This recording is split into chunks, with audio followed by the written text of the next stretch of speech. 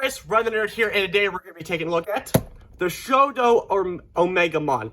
Now, when I buy figures, whether that be Pops, Legos, anything, you name it, I usually buy figures based on, because I'm familiar with the character and the franchise that the figure is based on. But for this, I know zilch about Digimon and Omegamon as a character, so I'm not going to sit here and, pretend like I know what I'm talking about, because I don't know what I'm talking about. But you're probably wondering, why did I even buy this figure if I'm not familiar with the franchise or the character?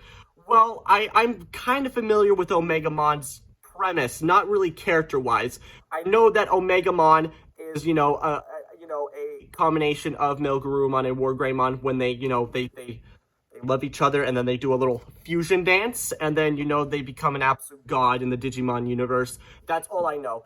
But the reason why I decided to buy this figure is because I've always been a fan, and, I really liked his design. I mean, how could you not like that design? That is badass. That's cool. And I'm also a fan of Bandai, which the company of Shodo and Bandai actually partner up. And I've always been a fan of Bandai. I mostly take a look at their model kits, but I know that they also do figures as well. But I could never actually find a Bandai figure that I'm actually, familiar with the franchise or the character. So then when I saw Omegamon, and I already kind of knew a little bit about him, but not so much Digimon, and I was like, you know what, whatever, I'll buy him. But I also did buy Male Garurumon because he's also really cool, and I also really do like his design as well. I basically just bought Male Garurumon and Omegamon because they just look cool. That's the only reason why I actually bought these figures. So let's take a look at the actual box here. So you can see Omegamon, his name down here, and also I am going to be calling him Omegamon for the simplicity of the video. I know that most fans of Digimon prefer his Japanese name, Omnimon, but for the simplicity's sake, I'm just gonna call him Omegamon, and I know there's some pretty hardcore Digimon fans in the comments that are absolutely screaming at their screens right now. But yeah, I'm just going to call him Omegamon, so deal with it. So on the side of the box here, you got another shot of Omegamon there. Then you also got Type Warrior and Type... Yep, that's a thing that I don't know. On the back of the box here, you can see Omegamon in his awesome pose. And basically, it just gives you a little rundown about, the premise. Omegamon is like a warrior Digimon who is a fusion between War Greymon and Male Garurumon. So I got that right. Check that one for me. Then you can also see the ones that you can collect. You got War Greymon, Male Garurumon, which I am going to be doing a review very soon, so stay tuned for that. Omegamon that we are taking a look at today. And then you also got... Yep, that's a cool name, and also, yep, that's I'm not even gonna try to pronounce that. And also on the other side of the box, you also get Mega Level Digimon. Yeah, that's pretty much it. But also, I just want to mention that I've always wanted to get into Digimon, but I just never found where to start because there's 20 million stuff. I know there's a movie. I probably could start with that, but I know it's an anime series. So if there's any Digimon fans, can you tell me where to start so I can actually get into the franchise, so I don't, so I can just sit here and actually, okay, just tell me where to start, please. That's all I'm asking. So let's take a look at the actual figure.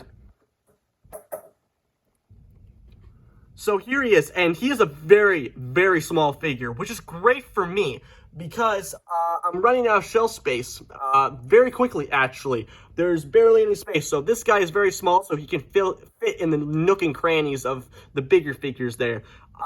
But the small size kind of lacks in articulation. There is some really great articulation. I was really surprised by the articulation when I actually first got him out of the box. I was very surprised that he even had articulation at all.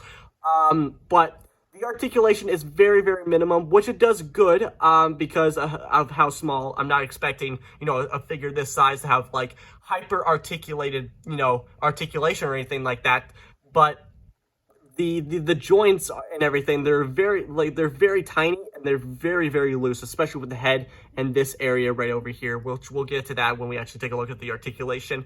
Another thing that I didn't really like about this figure is actually the cape. The cape itself is sculpted very nicely. The paint is also very nice, except for these little numbers there, which I don't like. But everything else, it looks great. The cape colors are very nice. But the one thing I don't like is that it just sticks out way too far, mostly because of the articulation. Yes, this cape is articulated, so you can get some swooping poses, which is a really great job for, when you're actually posing the figure and everything like that. But the joint itself, you can see this giant ball socket in the middle that's connecting the cape and the back here. But the reason why I don't like it that much is because it just sticks out way too far, and it's not actually connected to the back of the actual figure. So the only really good angle that you can really get this guy in is from the dead front. And I pose my figures where you can basically see every angle from the figure. But for this here, it just looks really awful, and it just puts me off. I just don't like it all that much. But the articulation of the cape is really nice. I really do like that. And then you can also see the details on the sword here, little symbols and everything like that. Very nice.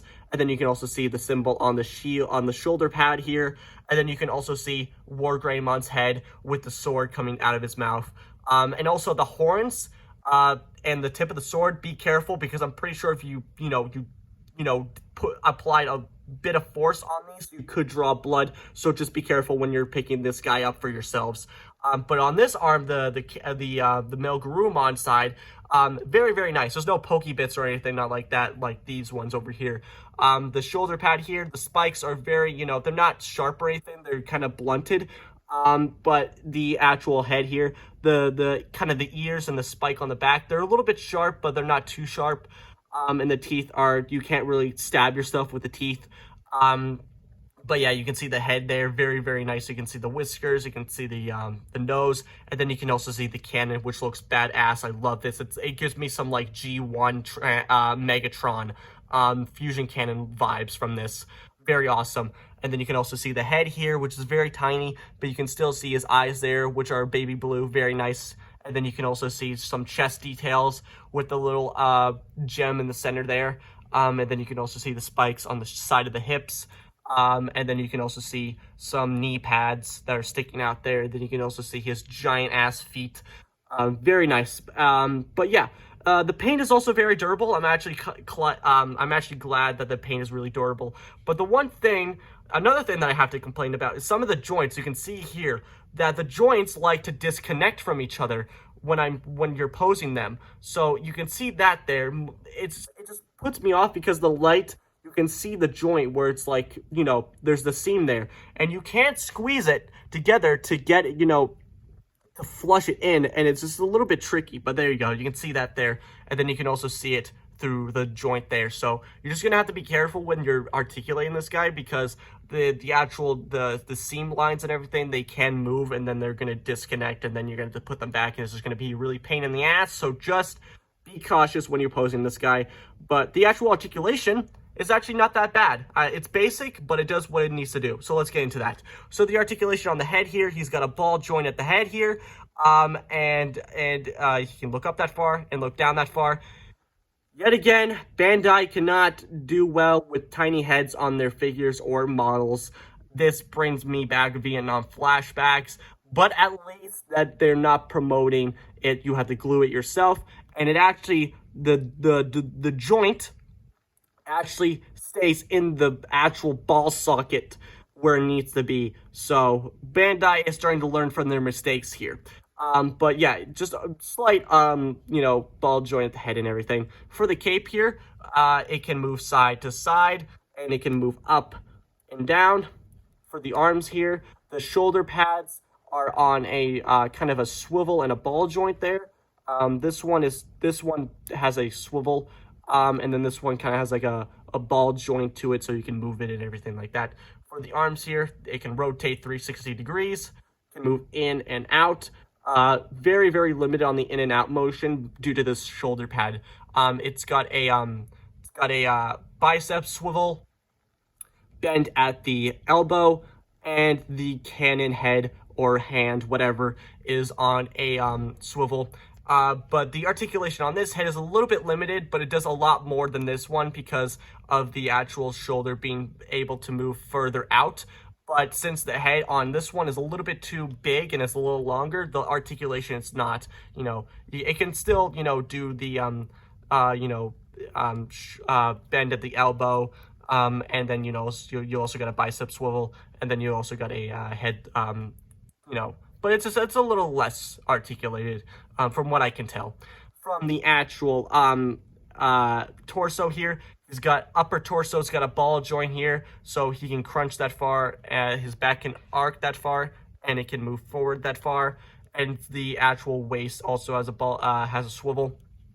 For the legs here, it can kick that far, and it can move back that far, bend at the knee, and a up and down at the feet, and it can also slightly pivot, and it barely spread. There's barely any spread there, so you can't really get, much, kind of leg poses there. But articulation, like I said before, I was very surprised by the articulation on this guy, mostly because of the size of the figure, not because it's like extremely hyper articulated or anything like that. And also the articulation is very basic, but it does what it needs to do at a smaller scale. But some of the joints are a little bit loose, like the leg, this leg joint here, and also the kind of the waist area here is a little bit loose. And then you also got like the seam lines that will crack when you bend the joints and everything like that. But other than that, the figure is very nice. It's a small scale, so he's great for like a desk. So he's great for like a desk, or if you're running out of a shelf space like I am, you can fit him in your little the nook and crannies between each figure, and he won't he won't be taking up too much space. But yeah, very, very nice figure. I really do like this figure. It's very nice. It's very nice. The paint on everything is very nice. Just overall, it's just very nice. That's all I have to say. So that's gonna do for me, guys. I really hope you enjoyed this video. Like, comment, subscribe. I don't care what you do, but you guys know what time it is. So, bye, guys.